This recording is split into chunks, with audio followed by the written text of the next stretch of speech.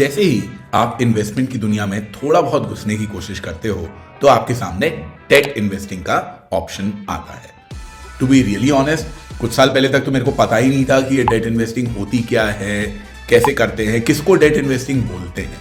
तो अगर आप ऐसी ही सिचुएशन में हो कि आपको डेट के बारे में बहुत ज़्यादा नहीं पता है तो मैं रिकमेंड करूंगा कि अगले 10 मिनट आप मुझे दीजिए and hopefully by the end of this video आपको बेसिक्स डेट इन्वेस्टमेंट के समझ में आ जाएंगे। नॉर्मली इस चैनल पे मैं फाइनेंशियल फ्रीडम और अर्ली रिटायरमेंट के बारे में बातें करता हूं।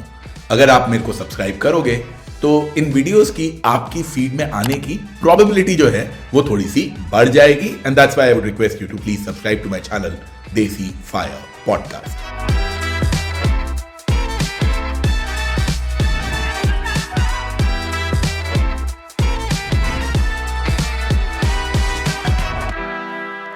I would like to thank our sponsors InCred this video possible.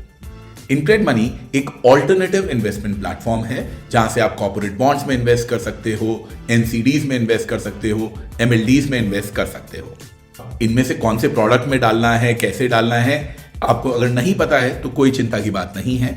इनके यहाँ एक्सपर्ट्स अवेलेबल रहते हैं जो कि हर प्रोडक्ट की डिटेल्स आपको अच्छे से समझाएंगे। You can just go and book a call on the platform. Another thing that I like to highlight is that this is a SEBI regulated platform. You can invest in secured bonds and get 10 to 12% per annum returns. I regularly invest on InCred Money and there are some great opportunities available there. So do check them out. The link is in the description. So the first question that you might have is, what is debt investing? Suppose A borrows money from B and then A returns that money after some time at a particular interest depending upon what conditions they had initially agreed to, then this is debt. अब आप अपना पैसा bank को दे देते हो और bank आपको बोलता है मैं ये पैसा आपको 2 साल बाद में दूंगा और मैं आपको 7% का इसके ऊपर इंटरेस्ट दूंगा। What is that? That's a fixed deposit. That is debt investing. क्योंकि आपने पहले से डिसाइड कर लिया कि भैया 2 साल लगेंगे और 2 साल के अंदर 7% आपको इंटरेस्ट मिलेगा। तो जहां भी ये टाइम पीरियड या रेट ऑफ इंटरेस्ट और ये सारी चीजें पहले से ही डिसाइड हो जाएं, उनको हम लोग डेट इन्वेस्टमेंट प्रोडक्ट्स बोलते हैं।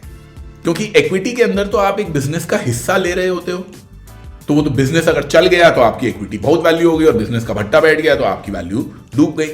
बट किसी ने आपको पैसा दिया है या आपने किसी को पैसा दिया है तो उसके आने के चांसेस, आने की प्रोबेबिलिटी ज्यादा रहती है डिपेंडिंग अपॉन कि आपने किसको पैसा दिया है। और इसीलिए अगर आप अपने स्क्रीन पे देखेंगे तो आपको बहुत सारे यहां पे डेट इंस्ट्रूमेंट्स नजर आएंगे। 2 ब्रॉड टाइप के होते हैं, एक तो जो कि मार्केट पे आपके ट्रेडेबल होते हैं और दूसरे जो कि नॉन ट्रेडेबल होते हैं। पर्सनली मेरे जो ज्यादातर इन्वेस्टमेंट है, या से 90% प्लस जो मेरे डेट के इन्वेस्टमेंट्स हैं वो नॉन ट्रेडेबल के अंदर ही है, क्योंकि ट्रेडेबल वाले उतने ज्यादा मेरे को समझ में आते नहीं है। Yes, I have some government securities, I have some corporate bonds, but I don't really understand them enough to put a huge chunk of my portfolio in them. मैं अपने जो इन्वेस्टमेंट्स हैं डेट वाले वो इन्हीं 3 के अंदर लिमिट करके रखता हूं। क्या है ये 3? एक तो हो गई भैया हमारी सरकारी स्कीमें, प्रोविडेंट फंड हो गया, आपका पब्लिक प्रोविडेंट फंड हो गया, आपके जो रिकरिंग डिपॉजिट्स होते हैं या सीनियर सिटीजन्स के लिए सेविंग स्कीम होती है। पहले एक प्रधानमंत्री व्याय वंदना योजना हुआ करती थी, नेशनल सेविंग सर्टिफिकेट्स होते हैं, सुकन्या समृद्धि योजना है। तो सरकार ने बहुत सारी स्कीम्स चला रखी हैं। इन सब स्कीम्स के अंदर आपको कुछ ना कुछ जो है ना बेनिफिट रहता है, या तो आपको थोड़ा सा इंटरेस्ट रेट ज्यादा दे देंगे या आपको टैक्स लायबिलिटी आपकी उसके अंदर से कुछ कम कर देंगे। बेसिकली ये सरकार की वेलफेयर स्कीम्स आप इनको बोल सकते हो, जो कि सरकार ने चला रखी हैं to help people out, to push people towards products they believe are better and places where they should invest in, और इसमें टैक्स की सेविंग भी कई बार हो जाती है। दूसरी कैटेगरी हो गई अपनी ये बैंक डिपॉजिट्स। ये आई बिलीव आप सब लोगों ने कहीं ना कहीं कभी ना कभी करवाया ही होगा। फिक्स डिपॉजिट है, बैंक में गए, आपका टाइम पीरियड डिसाइडेड है, रेट ऑफ इंटरेस्ट डिसाइडेड है और उसके हिसाब से आप कर सकते हो। और तीसरी कैटेगरी हो जाती है debt mutual funds. Debt mutual funds भी बहुत सारे टाइप के होते हैं, कुछ उनके अंदर एकदम लिक्विड, एकदम अल्ट्रा शॉर्ट टर्म वाले होते हैं, कुछ लॉन्ग टर्म के लिए होते हैं। So there is a wide variety which exist there as well inside debt funds.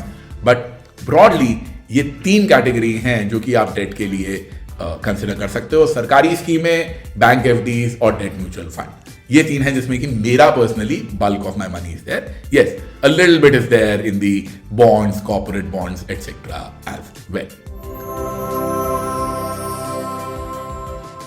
The second question that people have is why should you even invest in debt? भाई मेरे को डेट में करना ही क्यों है? मैं तो अपना शेयर मार्केट में पैसा लगा रहा हूं, जो उसका रिटर्न आएगा वो आएगा। लॉन्ग टर्म के अंदर जो है वो शेयर मार्केट का रिटर्न जो है वो बढ़िया ही आता है। आई एग्री, लगाओ। तो फिर डेट में लगाने के क्या फायदे हैं? डेट में लगाने के 3 मेजर फायदे मेरे को नजर आते हैं जिस वजह से मैं अपने पोर्टफोलियो में डेट रखता हूं। सबसे बड़ा फायदा जो मेरे को नजर आता है वो ये है कि इसमें रिस्क कम है। देखो, जीरो तो होता नहीं है, बट सरकार, भारत सरकार फेल कर जाएगी या कोई एसबीआई बैंक फेल कर जाएगा, इसके चांसेस बहुत कम है। कोई तुमने किसी कंपनी में पैसे लगाए और जोमैटो डूब गया तो जोमैटो के डूबने के चांसेस बहुत ज्यादा हैं।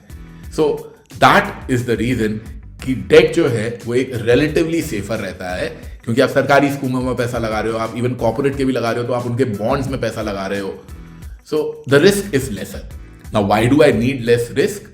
वेल, तुम्हारा पूरा पोर्टफोलियो जो है इक्विटी के अंदर 3 महीने के अंदर 10% गिर गया तो क्या करोगे? और 10% क्या, मैंने तो केसेस देखे हैं जब 3 महीने के अंदर 30% गिर जाता है। So it becomes very very volatile.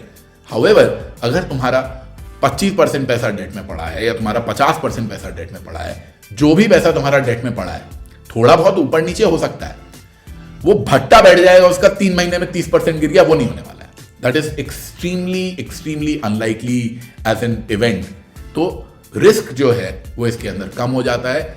आपका पूरे पोर्टफोलियो के ऊपर मान लो जो पहले 30% का या 40% का डाउनसाइड रिस्क था, अगर आप एसेट एलोकेशन करके रखते हो तो वो डाउनसाइड रिस्क आपका 20% का रह जाएगा, 15% का रह जाएगा, वो कम हो जाएगा। That becomes the primary reason why I allocate money to debt funds. दूसरा reason to invest in debt funds is liquidity.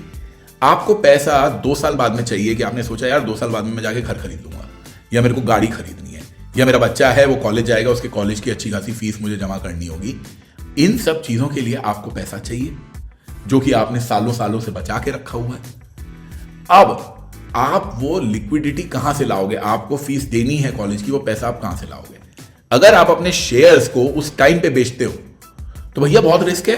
पता नहीं उस टाइम पे मार्केट कैसा चल रहा है, अच्छा चल रहा है, बुरा चल रहा है। अगर बुरा चल रहा होगा तो भी आपको बेचना ही पड़ेगा भाई, क्योंकि फीस तो जमा करनी है।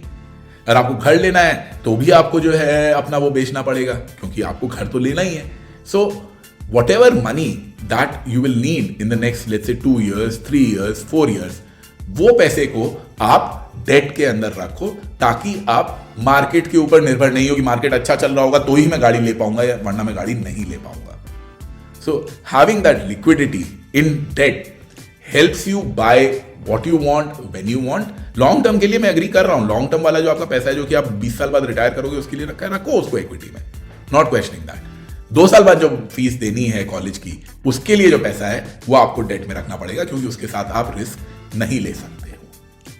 और तीसरा एक बहुत बड़ा reason why I invest in debt and why I recommend people that they should invest in debt is क्योंकि सरकार बहुत बढ़िया बढ़िया स्कीमें चलाती रहती है।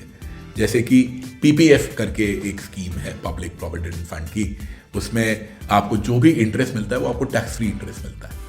आप 1.5 लाख रुपया उसके अंदर डालते हो तो वो आपकी टैक्सेबल इनकम से कम हो जाता है। तो इतने बेनिफिट्स हैं पीपीएफ में पैसा डालने के। प्रोविडेंट फंड पीएफ के अंदर भी जो अगर आप नौकरी करते हो वहां से जो आपका पीएफ जाता है उसमें भी सरकार आपको बहुत इंसेंटिव देती है। अगर आपकी लड़की है तो सुकन्या समृद्धि योजना करके है, उसमें भी सरकार आपको बहुत बेनिफिट्स देती है। सीनियर सिटीजन्स के लिए SCSS करके एक स्कीम है, टैक्स बेनिफिट नहीं है बट एक बहुत ही अच्छा रेट ऑफ इंटरेस्ट वहां पे आपको मिल जाता है। तो सरकारी स्कीमों के अंदर या तो आपको अच्छा इंटरेस्ट रेट दे देंगे या आपको कोई टैक्स बेनिफिट दे देंगे। इन सब चीजों को यूज करने के लिए भी आपको डेट के प्रोडक्ट्स में इन्वेस्ट करना चाहिए। और मैं करता हूं, मतलब मुझे तो बल्कि कई बार दुख होता है यार मैंने नौकरी नहीं करी, अगर मैंने नौकरी करी होती लाइफ लॉन्ग तो मेरा पीएफ वाला पार्ट इतना अच्छा खासा हो गया होता, बिकॉज मैं पूरा जम के अपना पीएफ कटवाता और उसके ऊपर टैक्स फ्री रिटर्न मैं कमाता रहता। But I didn't have a job. But if you are in a job please maximise these things. जो सरकार बेनिफिट दे रही है वो तो लो और उसके लिए you need to invest in debt. उम्मीद करता हूं इस वीडियो से आपको कुछ ना कुछ सीखने को जरूर मिला होगा। अगर मिला तो प्लीज इस वीडियो को लाइक करें, हमारे चैनल को सब्सक्राइब करें, और हाँ, मेरा एक व्हाट्सएप ग्रुप भी है जिसका लिंक मैंने इस वीडियो के डिस्क्रिप्शन में डाला है। अगर आप चाहते हैं कि आपको व्हाट्सएप पे अपडेट्स आती रहें कि भैया कब कौन सा वीडियो रिलीज हो रहा है, तो वो आप व्हाट्सएप ग्रुप जरूर ज्वाइन कर सकते हैं। और हाँ, हमारे स्पॉन्सर्स इनक्रेड मनी को भी जरूर चेकआउट करें, उनका लिंक मैंने इस वीडियो के डिस्क्रिप्शन में डाल दिया है। तो चलिए आज के लिए इतना ही। Thank you. Investments in debt securities, municipal debt securities, securitized debt instruments are subject to risks, including delay and/or default in payment. Read all the offer-related documents carefully.